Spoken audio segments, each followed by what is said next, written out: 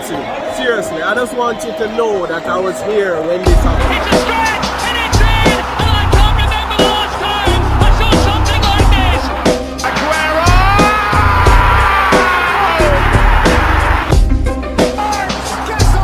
Guess who? It's him again. What's up, and welcome to Absolute Sitter. I am your host, Mac, and I want to thank you for checking out my content. Big back and forth that is going on in another content creator's comment section right now is spawned me to do a video and a segment that I'm going to call Jumping Out the Window. Now, this might seem hyperbolic. It might seem like I am going for that content that is going to be like clickbaity, and I'm not denying any of those things. But I intend to back up all my arguments. So what we're going back and forth is I am clearly in the Aubameyang in crowd, and he has his doubts about Aubameyang. Now, this has become a lot more tribalistic as comments back and forth tend to on the internet, where people don't have to see each other face to face and will divulge into insults rather quickly. Respectfully, shout out to Black Star. Hopefully I can get you to come over here and argue in my comment section. We've kind of flirted with kind of insulting each other, but we've kept it mostly respectful.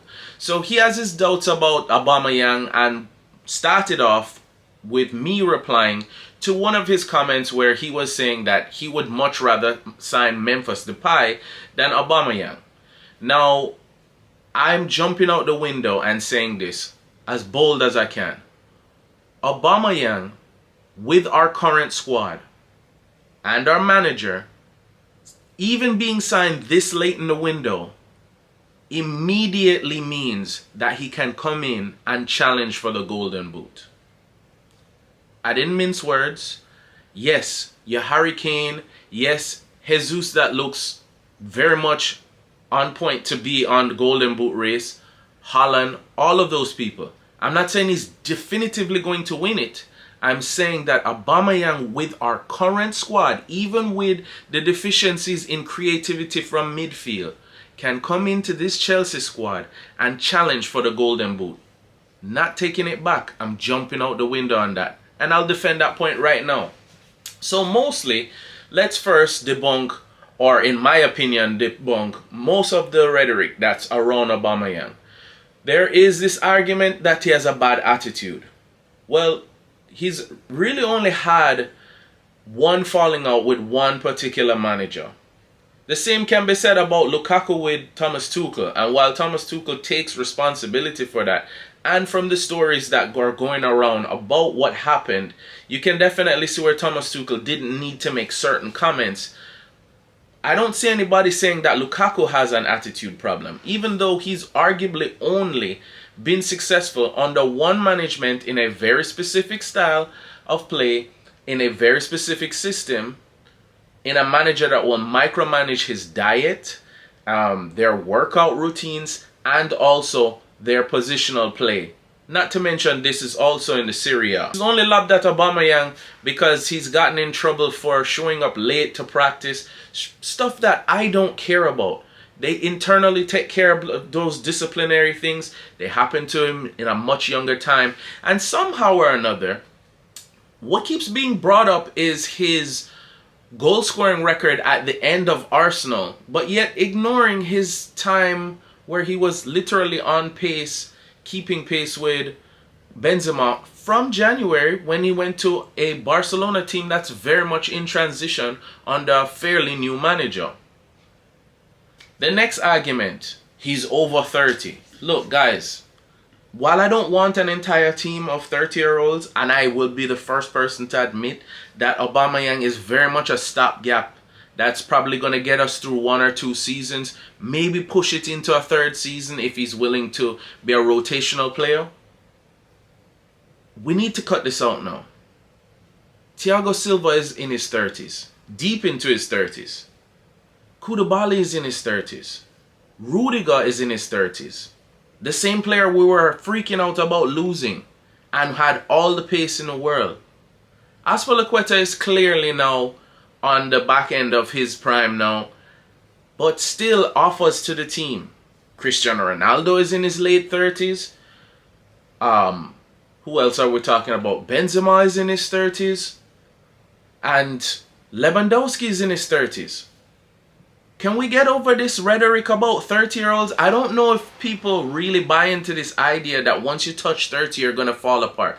You have to look at the player's profile, their physical attributes, their injury records, and just their physiques. A player with a physique of like a Kun Aguero or Lukaku or somebody that carries around a much more hefty physique and their playing style, you can see where it's going to be significant to their playing style changing or potentially leading to them being out of their prime. Look at Aubameyang. Yes, has he lost maybe an inch of pace? He was arguably the fastest player in world football. So now he's just one of the fastest players in world football.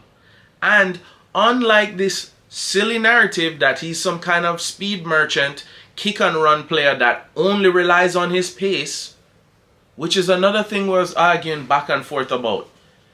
We got into an argument where someone told me that Aubameyang and Werner have very similar playing profiles.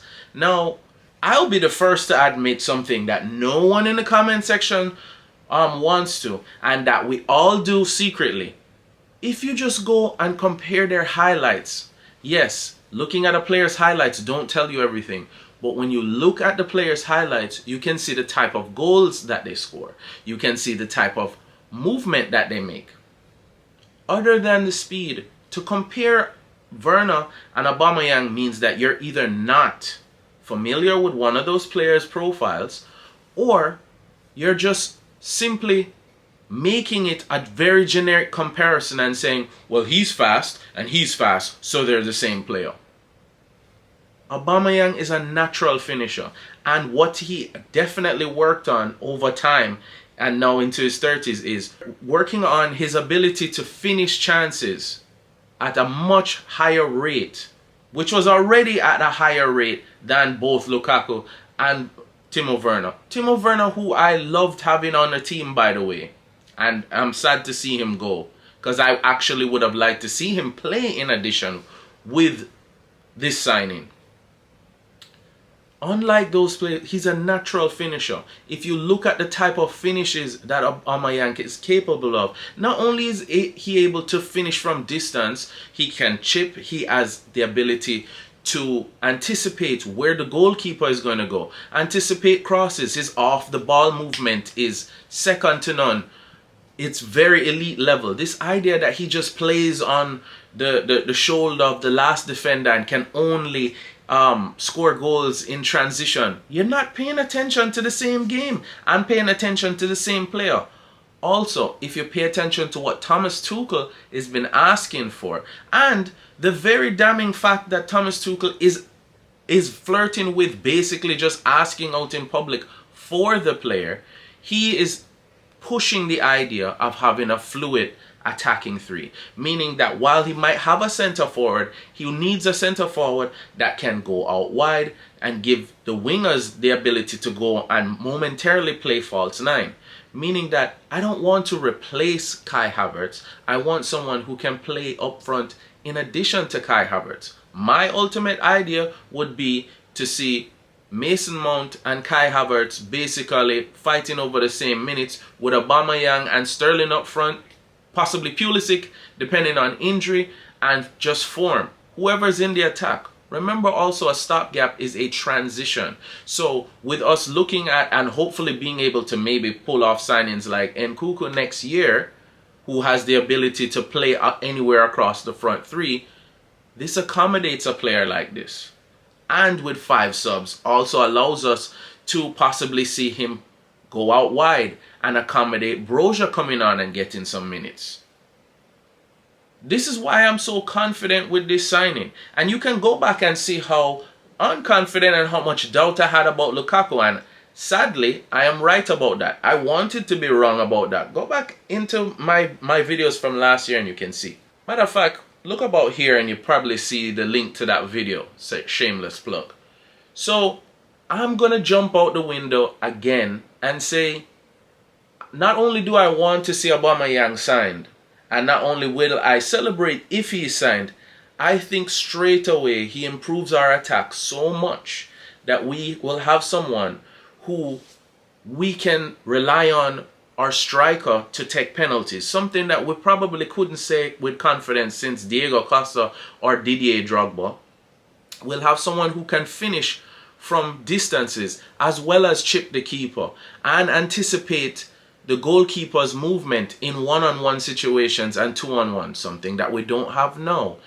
Someone who has the ability to switch off and is off the ball movement and reading of the game and anticipation of where the flight of the ball is going to end up and where passes should be, unlike Lukaku, is second to none.